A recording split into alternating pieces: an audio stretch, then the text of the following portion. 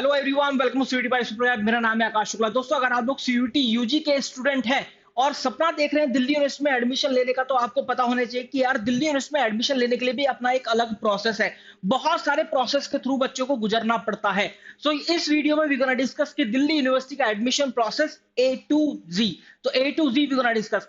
मैं पहले ही डिस्क्लेमर दे देता हूं कि इस वीडियो को देखने के बाद आई डोंट थिंक कि आपको कोई वीडियो और देखना पड़ेगा। तो चलिए अपना वीडियो हम स्टार्ट करते हैं।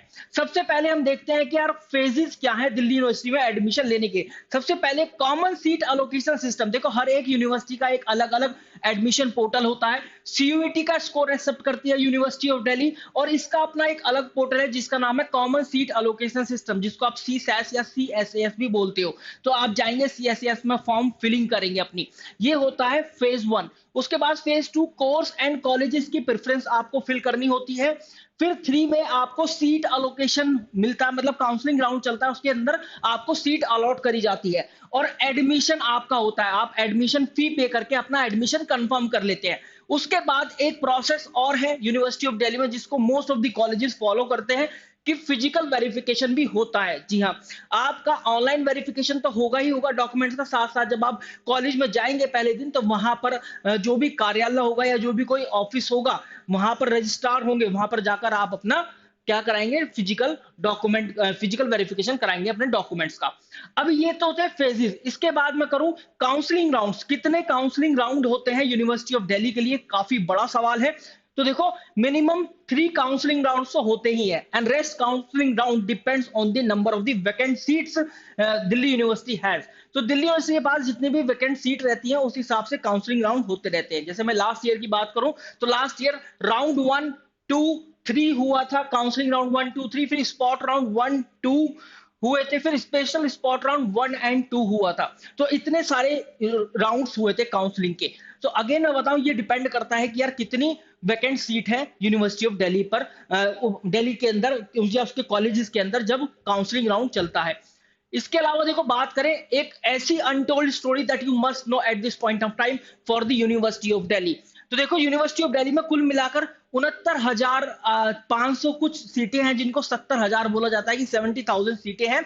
I am counting the number of seats excluding the sports quota and the super numerary seat. तो यहां पर देखो, जब दिल्ली यूनिवर्सिटी का in the very first year of the CUET examination, जब दिल्ली यूनिवर्सिटी का फर्स्ट राउंड का सीट अलॉटमेंट हुआ, तो 80,164, जी हाँ, 80,164 बच्चों को सीट अलॉट कर दी गई अगेंस्ट 70,000 सैंक्शन सीट। और ये 80,164 क्यों करी गई? क्योंकि फिर बाद में दिल्ली यूनिवर्सिटी के रजिस्ट्रार जो विकास गुप्ता जी हैं और जो वाइस चांसलर योगेश सिंह जी, उन्होंने बताया कि भाई हमने 20% एक्स्ट्रा सीट अलॉट करी है अनरिजर्व कैटेगरी के लिए और OBC, NCL and EWS category के लिए, और 30% हमने सीट एक्स्ट्रा अलॉट करी है ST, ST and PWBD categories के लिए।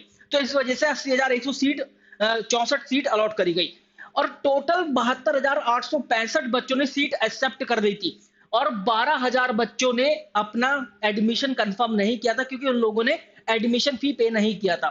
तो कुल मिलाकर 59,100 स्टूडेंट का पहले राउंड के अंदर ही एडमिशन हो गया था। देखिए क्या होता है, जब आपको सीट अलॉट करी जाती है, तो बहुत जरूरी है कि आपको अपनी सीट एक्सेप्ट करके फी पे करके एडमिशन कंफर्म करना। अगर आप ऐसा नहीं करते, तो आप दिल्ली यूनिवर्सिटी के एडमिशन प्रोसेस से बाहर हो जाते हैं, या फिर आप फर्दर काउंसलिंग राउंड में हिस्सा नहीं ले पाते हैं। जैसे आपको कोई ऐसा कॉलेज मिला जो कि आपका मनपसंदीदा कॉलेज नहीं है, फिर भी आपको एडमिशन एक्सेप्ट करके, सीट एक्सेप्ट करके अपना एडमिशन कंफर्म करना पड़ता है, एडमिशन फी पे करके उस कॉलेज को, और फिर अपग्रेड पर क्लिक करना पड़ता है, so that you can be the part of the other counselling as well. तो ये एक पूरा प्रोसेस होता है। इसके अलावा एक और मैं बात बता दूं कि देखो, दिल्ली यूनिवर्सिटी में अभी भी कुछ सीटें खाली रहती हैं, लगभग 5,000 के आसपास सीटें खाली रहती है, लगभग 7% सीट जो है वो खाली रहती है। इसमें बोला गया है कि out of 70,000 seats, the current academic session around 65,000 seats ही फिल हुई हैं। 5,000 के आसपास सीटें हमेशा खाली रहती हैं। ऐसा इसलिए क्योंकि वो सीट्स ऐसे कॉलेजेस की हैं जिसके अंदर बच्चे एडमिशन ही नहीं लेना चाहते। बच्चे समझ चुके हैं कि यार सीयूटी के मायने तभी है जब हमको हमारी मन चाही यूनिवर्सिटी और मनचाहे कॉलेज या कोर्स के अंदर एडमिशन मिले, मतलब एक ऐसा कोर्स या कॉलेज जो कि करियर और प्लेसमेंट पर्सपेक्टिव से बहुत अच्छा हो। मतलब आप ये देख लो, केजरीवाल सरकार जो कि मतलब दिल्ली की सरकार है, तो उन्होंने बोला योगेश सिंह जी से, जो कि दिल्ली यूनिवर्सिटी के वाइस चांसलर है, कि आप अपना कट ऑफ कम कर दीजिए, so that student can take admission into those colleges, खासकर एससी और एसटी वाले बच्चे। तो उन्होंने बोला कि यार वो ऐसे कॉलेज हैं जिनके अंदर बच्चे एडमिशन ही नहीं लेना चाहते। तो दिल्ली यूनिवर्सिटी की बात करें या सीयूटी की बात करें, तो मायने तभी है जब आपको दिल्ली यूनिवर्सिटी के अंदर एक अच्छा कॉलेज या कोर्स मिले। इसके अलावा 4 hard corners of the university of Delhi, 4 ऐसे हार्ड कॉर्नर है, मैं बता दूं। हाई नंबर ऑफ एप्लीकेशन, मतलब सीयूटी का एग्जाम जब भी होता है या जब फॉर्म फिलिंग होती है, तो हाई नंबर ऑफ एप्लीकेशंस इसी के लिए देखे जाते हैं, प्रेफरेंसेस देखी जाती हैं, हालांकि मैं सही बताऊं तो। फिर जब सीएसएस फॉर्म अनाउंस होता है या सीएसएस पोर्टल ओपन होता है, तो उसके लिए हाई नंबर ऑफ एप्लीकेशंस यहां पर देखे जाते हैं। पिछली बार 2,77,000 से भी ज्यादा नंबर ऑफ एप्लीकेशन थे for the university of Delhi, and let us see what is going to happen in this year. इसके अलावा यार हाई कंपटीशन पर सीट, जो टॉप कॉलेज है जैसे हिंदू हंसराज किरोड़ीमल या फिर रामजस कॉलेज, इनके लिए प्रेफरेंसेस बच्चों की बहुत आती हैं, हर कोई बच्चा जाता है इनसे एक टॉप कोर्स करना, तो इसलिए कंपटीशन पर सीट बहुत ज्यादा आता है। ये देखा जाता है कि यार 600, 700, 800, even sometimes 900 student were fighting for a seat. Saint Stephen college की बात करें तो बीए ऑनर्स इंग्लिश करने के लिए वहां से around 1600 student were fighting for a seat last year. तो इतना तगड़ा कंपटीशन रहता है पर सीट। इसके अलावा allocated seat as per your score, ये काफी इंपॉर्टेंट है। यहाँ बच्चे बहुत मात खाते हैं। ये जो स्टेप, ये जो 3 लिखा है, मैं थर्ड कॉर्नर लिखा है, यहाँ बच्चे यार बहुत मात खाते हैं। मतलब ये क्या है, आपको सीट अलॉट होती है आपके स्कोर के हिसाब से, तो आपको प्रेफरेंस जो है ना अपनी उसी हिसाब से सेट करनी पड़ती है। बच्चे क्या करते हैं, बच्चों का स्कोर आया 800 में से 600, 600 स्कोर आया, तो बच्चे क्या करेंगे, Hindu Hansraj Kirorimal, saint Stephen, Miranda house, SRCC ये भर देंगे, और फिर बाद में पता चलता है कि यार उनको तो कोई कॉलेज ही अलॉट नहीं हुआ। तो आपका अगर स्कोर कम है, मतलब अभी मैं बताऊंगा कितना स्कोर होना चाहिए, कट ऑफ के बारे में डिस्कस करेंगे। आपको अगर ये पता चल रहा है कि आपका स्कोर कम है, तो आपको हाई कॉलेज की साथ साथ हाई कट ऑफ कॉलेजेस के साथ साथ लो कट ऑफ कॉलेज भी रखने पड़ेंगे अपनी लिस्ट के अंदर। ये है allocated seat as per your score वाला जो हार्ड कॉर्नर है इसका खेल। तो ऑब्वियस सी बात है, as soon as the counselling round will be announce, so हम आपकी काउंसलिंग करेंगे। High cut off, Delhi university के जो टॉप कॉलेजेस हैं, जो कि बच्चों की मनपसंदीदा कॉलेज है, जो कि सीयूटी के एग्जैक्ट मायने ड्राइव करते हैं, उनके लिए यार कट ऑफ काफी हाई जाता है। 95 से लेकर 99% तक तो कहीं भी नहीं गया। तो ये है 4 hard corner university of Delhi के। इसके बाद में हम बात करें कि हाई कट ऑफ कॉलेजेस कौन से हैं। देखो, जो नॉर्थ कैंपस के कॉलेज है टॉप वाले, उनके तो कट ऑफ हाई जाती है, फिर उनसे नीचे साउथ कैंपस वाले, फिर उनसे नीचे ऑफ कैंपस वाले। एक बार मैं आपको बता देता हूं कि these are the high cut off colleges. यार देखो, हिंदू हो गया, हंसराज हो गया, केएमसी किरोड़ीमल कॉलेज हो गया, फिर LSR lady Shri Ram college for women हो गया, मिरांडा हाउस हो गया, रामजस कॉलेज हो गया, इसके अलावा Delhi college of arts and commerce, इसके अलावा श्री वेंकटेश्वरा कॉलेज, इसके अलावा सेंट स्टीफन कॉलेज। ये कुछ ऐसे कॉलेजेस हैं जिनकी कट ऑफ हाई जाती है, और खासकर सही Sukhdev college of business studies जो कि आपका बीबीए एफआईए के लिए है। तो इन कॉलेजेस की कट ऑफ जो है वो हाई जाती है बेटा।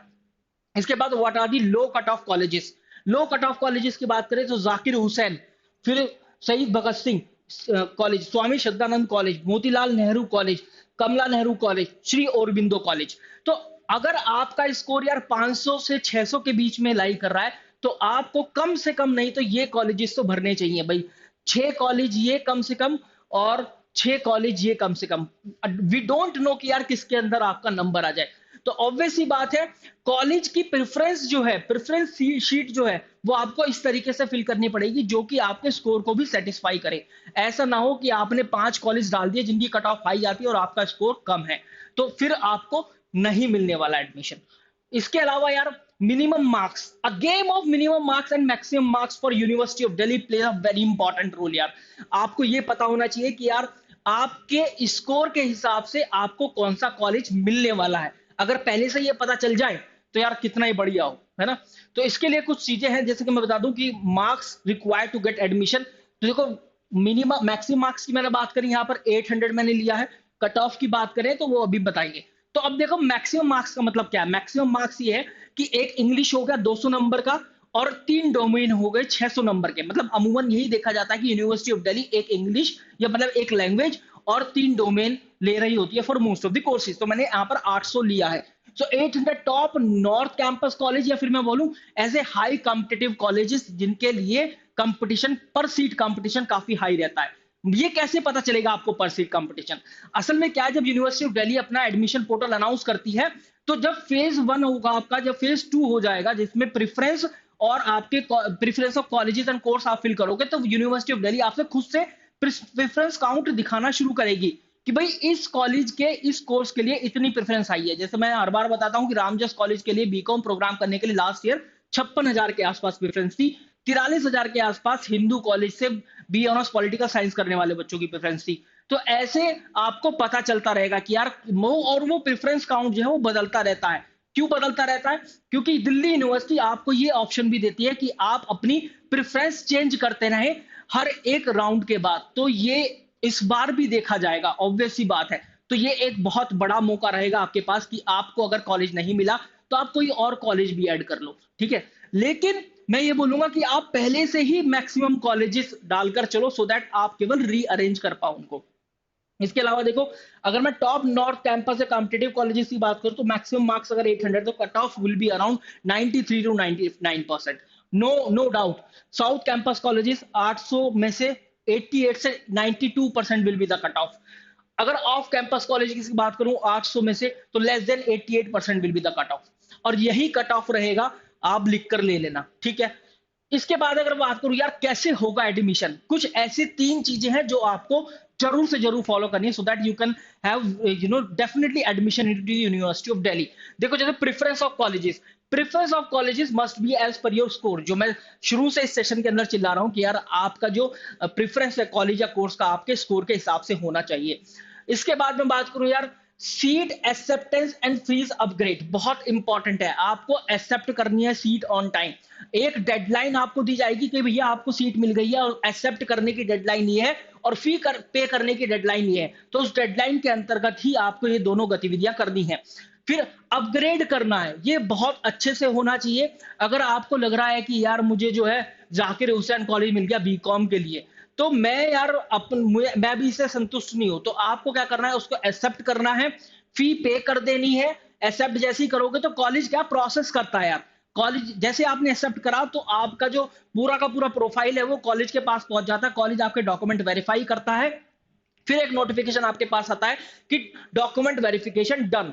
तो डॉक्यूमेंट वेरिफिकेशन डन के बाद आपको अपना फी पेमेंट करना पड़ता है। जैसे ही आपने फी पेमेंट करा तो आपकी सीट कंफर्म हो गई। अगर आप संतुष्ट नहीं है उस कॉलेज या कोर्स से, तो आपको फिर अपग्रेड पर क्लिक करना पड़ता है। जैसे ही आप अपग्रेड पर क्लिक करते हैं, तो मतलब ये सीट तो आपके पास है ही। जब आप अपग्रेड पर क्लिक करते हैं तो आप दूसरी जो काउंसलिंग राउंड है उनका भी हिस्सा बन जाते हैं, और अपग्रेड पर क्लिक करने पर आप अपनी प्रेफरेंस भी चेंज कर सकते हैं।